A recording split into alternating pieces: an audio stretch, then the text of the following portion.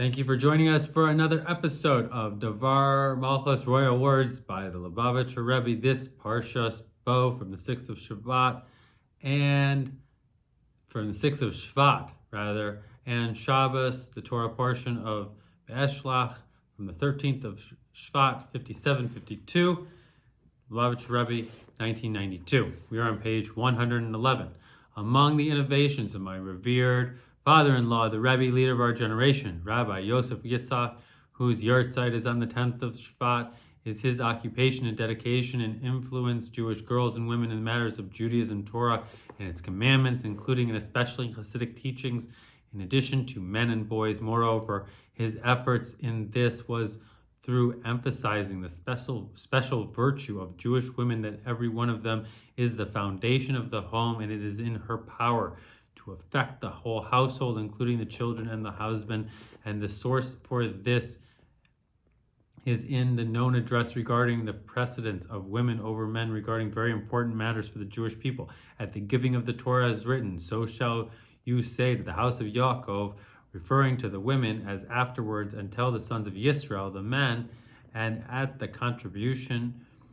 for the Mishkan tabernacle, "and they shall make a sanctuary for me, and I will dwell among them," as the verse says. And the men came together with the women, and the women, they were first, and the men merely joined them. And in addition to precedence in time also, and mainly precedence, superiority, and virtue, at the giving of the Torah, that the women did not want to give their gold, and did not give their gold to make the golden calf. They didn't take part in the sin of the golden calf, which was the exact opposite of the giving of the Torah. And at the contribution of the Mishkan, as the verse says, "And all the women spun the goats." This was an outstanding craftsmanship, that they spun them, the threads, while the hair was still on the goats. Furthermore, and now this is the most important, their special connection to the redemption, our sages say, in the merit of the righteous women that were in the generation the Jewish people were redeemed from Egypt, and likewise regarding the redemption which is destined to come about, which is said, "Just as in the days you left the land of Egypt, I shall show them wonders," that it will be in the merit of the righteous women in the generation, as the word of our sages, the generation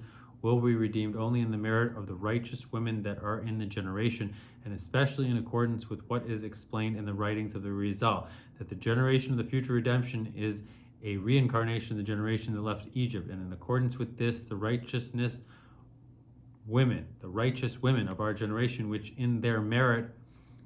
we are redeemed, are the same women which in their merit the exodus from Egypt transpired. And since our generation is the last generation of exile and the first generation of redemption, as the words of my revered father-in-law, the Rebbe leader of our generation, that we have already completed all aspects of service necessary for redemption to come, and we are standing prepared to accept Mashiach, our righteous one. My revered father-in-law, the Rebbe leader of our generation, placed effort on greatly affecting and influencing women in order to hasten the redemption in merit of the righteous women of our generation.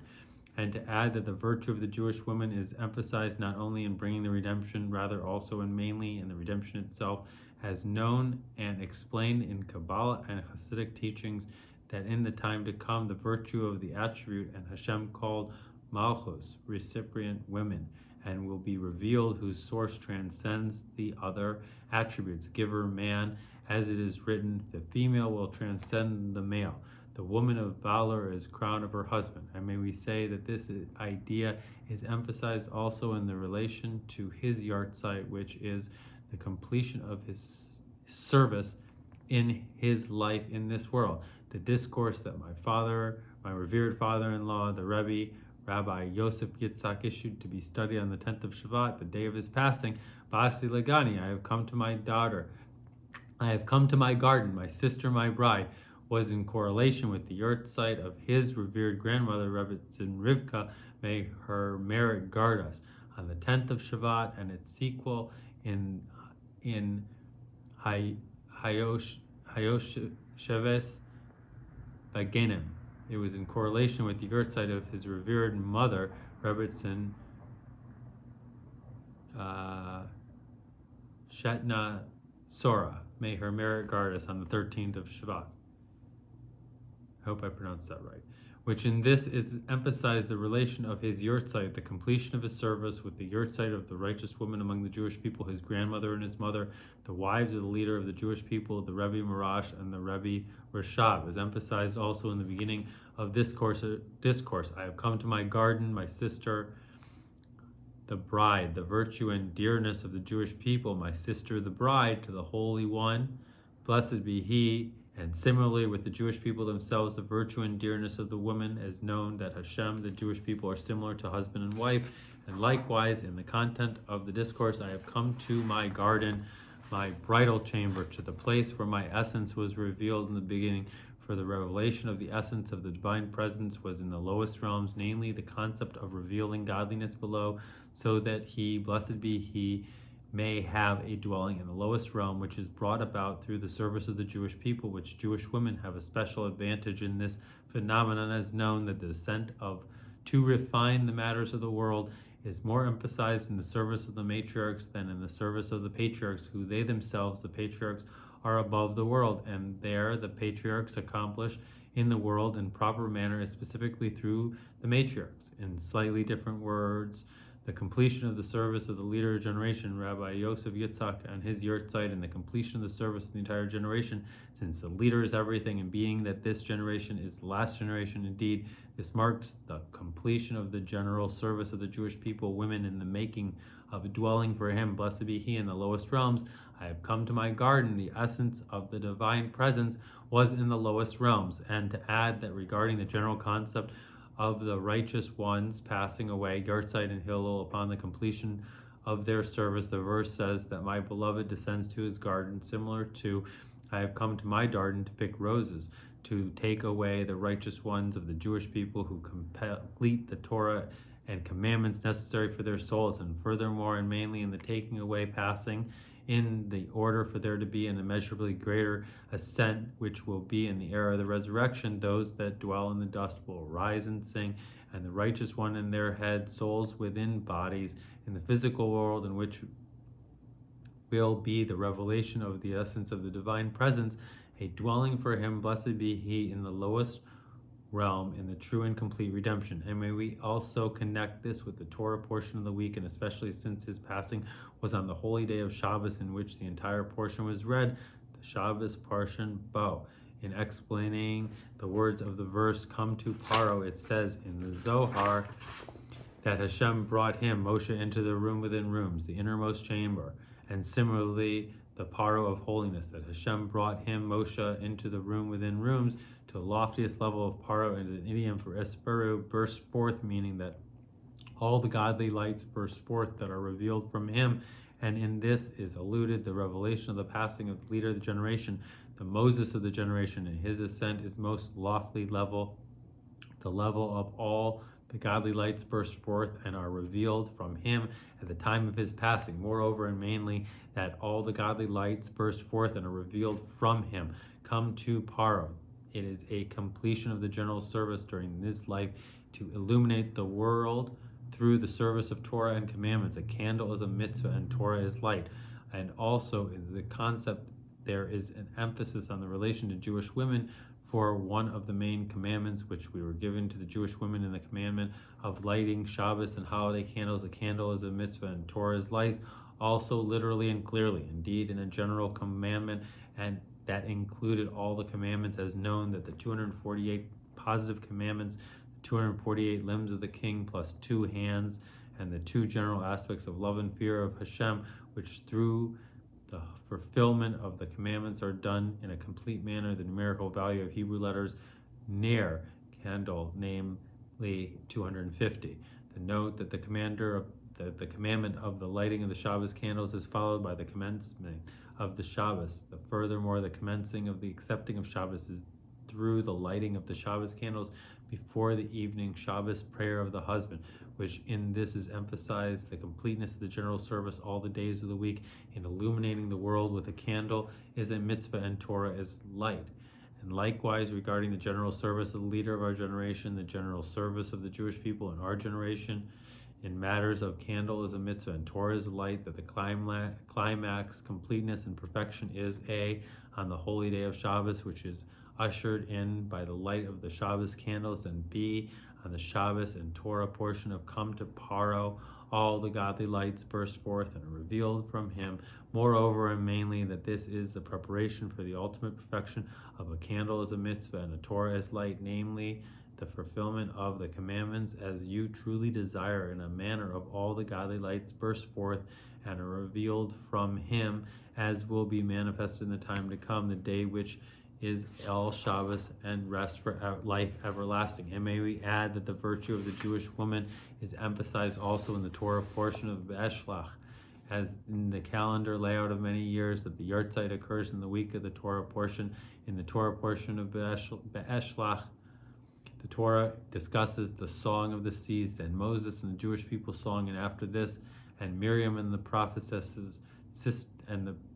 Miriam, the prophetess, sister of Aaron, took the trampoline into her hand, and all the women followed after her with trampolines and dances. And to them Miriam responded, "Let us sing to Hashem," which is emphasized the advantage of the women over the men, since their song was an immense joy with tambourines and dances, so much so that the righteous women of the generation were certain that Hashem will make miracles for them, that they took tambourines out of Egypt when they left. And regarding the explanation as to why the song of the woman Miriam was with a much greater joy, we may say, it says in the Midrash, Miriam was named so due to mirror, bitterness, since the main affliction of the slavery as such that they embittered their lives with backbreaking labor once Miriam was born. For 86 years we begun 4 years from before Moshe was born and afterward, and through this Hashem appointed a redeemer, Miriam. And when we say the explanation of the words of the Midrash, a redeemer, Miriam, named so due to the mirror for seemingly bitterness and redemption, are opposite, since the redemption was a result of the fact that Miriam was strongly pained by the bitterness of exile, and by way of the preference and exposition of our sages on the verse, and Miriam the prophetess, sister of Aaron, took the sister of Aaron and not the sister of Moshe, since she was prophetizing when she was the sister of Aaron prior to the birth of Moshe. And she said, "My mother is destined to give birth to a son who will rescue the Jewish people." And when they threw him into the Nile, her father arose and lightly spanked her on her head and said to her, "What has become of your prophecy?" This is why it says in the verse, and his sister stood from far to see what will happen, to her prophecy. Thus the prophecy of Miriam was about the redemption, who will rescue the Jewish people. And from then on she eagerly anticipated the fulfillment of her prophecy, and she stood from afar to see what will happen to her prophecy. And the longer the exile went on, she was embittered by the lengthy exile, so much so that the bitterness is emphasized in her name, which expresses her essence. Miriam named so due to moror, bitterness, and through being embittered about the exile, Miriam named so due to the mirror, and awaited the yearning for the redemption, and she stood to see what will happen to him. And the Jewish people merited the redemption. Hashem appointed a redeemer, Miriam, which then the prophecy of Miriam was fulfilled. And to add that, and the idea is emphasized also regarding Rachel. And when the Jewish people were exiled from the land of Egypt, Rachel went out to her gravesite and cried and beseeched mercy for them. As the verse says, a voice was heard up high. Rachel is crying for her children, refusing to be comforted. And Hashem answered her, "And your efforts are rewarded," says Hashem. And the children returned to their borders. And equivalent to the great bitterness over the exile, Miriam named so due to the moror was the great joy over the redemption, equivalent to the pain as the reward. And Miriam took the trampoline into her hand, and all the women followed her after her with trampolines and dances. And according to this, we can truly appreciate why the prophecy of Miriam regarding the redemption is written in the verse regarding the song of the sea. And Miriam the prophetess, sister of Aaron, took the trampolines into her hand, and all the women followed after her with the trampolines and dancing. For when the Jewish people saw Egypt dead on the seashore, and their fear of Egypt evaporated, and the prophecy of Miriam regarding the redemption of the Jewish people was completely fulfilled. And therefore the joy of the redemption was complete with trampolines and dances, and the virtue of the women expressed in the song of Miriam with trampolines and dances, an emphasis even more in the Haftorah and the combination of the Torah portion, and Dvar sang. Although we read the song of the men, Moshe and the Jewish people, in the Torah portion itself, and also the song of the women, Miriam and the Jewish women, nonetheless we do not read a Haftorah with a song of a man as on the seventh day of Passover, when we read a Haftorah regarding the song of David, rather a Haftorah regarding a song of the woman, the song of Devorah. And among the reasons for this, since the song of the woman Miriam was in a much superior manner than the song of the men, with trampolines and dances as mentioned above, and based on what is known that the Haftorah is related to the concept of exile, that they made the decree against the Jewish religion that the Jewish people cannot read the weekly Torah portion from the Torah, so instead they read the topic of the Torah portion from the prophets. We may say that the emphasis on the virtue of the women in the Haftorah and Devorah sang is mainly regarded to the time of exile, namely the virtue of the service of Jewish righteous women who are similar to Devorah in the time of exile, which in their merit and as their reward we will go out of exile into redemption. And more specifically, that in the beginning of the Haftorah there is an allusion to the main aspect of the service of the Jewish women, which in their merit the redemption come, and Devorah a prophetess woman and the wife of Lapidos. And what the meaning of the wife of Lapidos was that she was not the wife of Barak, only this alludes to the fact that she would make wicks for the sanctuary, the tabernacle of Shiloh. And similarly in the sanctuary found in every single Jewish home, an accomplishment of the Jewish women and daughters in lighting Shabbos and holiday candles to illuminate the entire house, and through this the entire surroundings, the entire world, similar to the wick for the sanctuary that Devorah made, which illuminated the sanctuary and the entire world, from it light shining to the world. And she would sit under Devorah's date palm. Why specifically under a date palm? Because the prohibition of yichud, for it is tall and does not have shade, it has no branches towards the bottom of it, and no one can be secluded there with her as in a house. The virtue of modesty, the true honor of a king's daughter in her modesty, as emphasized also in the song of Devorah, from the women in the tent you shall be blessed. Who are the women in the tent? Sarah, Rivka, Rachel, and Leah, which this is the foundation upon which every Jewish household stands. And based on this we may explain also the culmination of the Haftorah, and the land was quiet for 40 years. Although this is not part of the words of Devorah, rather part of the words of the one who wrote this book, Shmuel the prophet, with which this alludes to the fact that there the conduct of the Jewish righteous women in the footsteps of Dvar, we merit the phenomenon of the land was quiet, including the ultimate perfection of the land was quiet with the entering into the complete land of Israel, a land of 10 nations, and the true and complete redemption, which is related to 40 years, the closed mem, which symbolizes number 40, to the prosperity of the sovereignty and eternal peace. And all the above mentioned have a lesson in instruction and empowerment for the service of the Jewish women and daughters of our generation. The yurtzeit of my revered father-in-law, the Rebbe,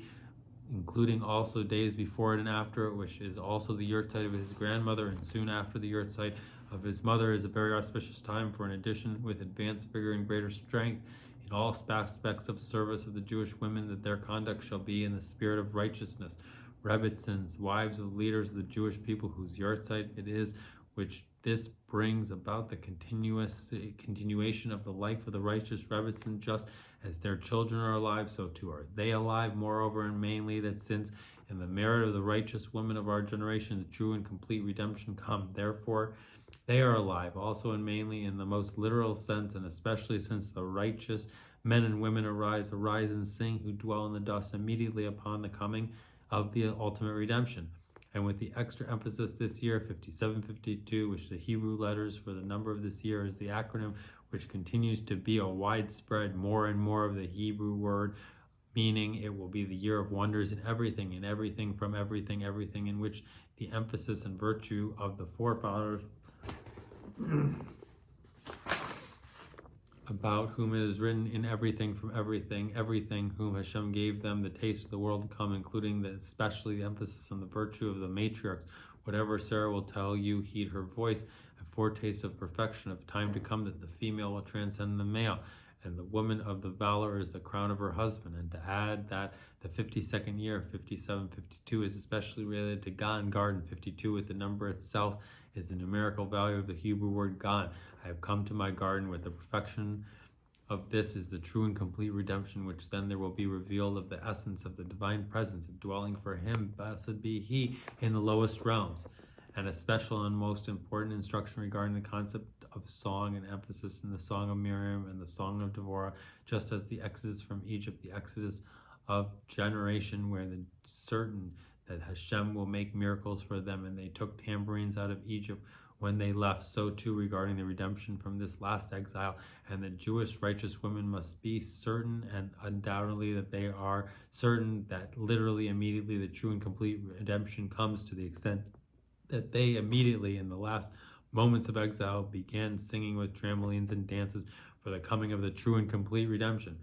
And more specifically, together with the prayer, request, and demand for Hashem that he brings the redemption literally immediately as an expression of feeling of pain and bitterness, Miriam named so due to the moror over the length of the exile, and is expressed in the outcry from the depths of the heart, until when, until when, until when. They are permeated also and mainly with the feeling of joy, moreover the greatest joy which is expressed in singing due to their great certainty that here this one, the King Mashiach, come and has already come. And furthermore, and most importantly, and literally immediately, that all the Jewish people, the men, women, and children, sing the 10th song of the time to come. That will be in a masculine form. All the songs are stated in feminine form. The word song in reference to the song is Shira, just as the feminine gives birth and has a birth pang. Similarly, and the past redemption has painful bondage after them. However, the redemption which is destined to come does not have any bondage after it, is therefore called Shira, masculine form. Sing to Hashem a new Shir.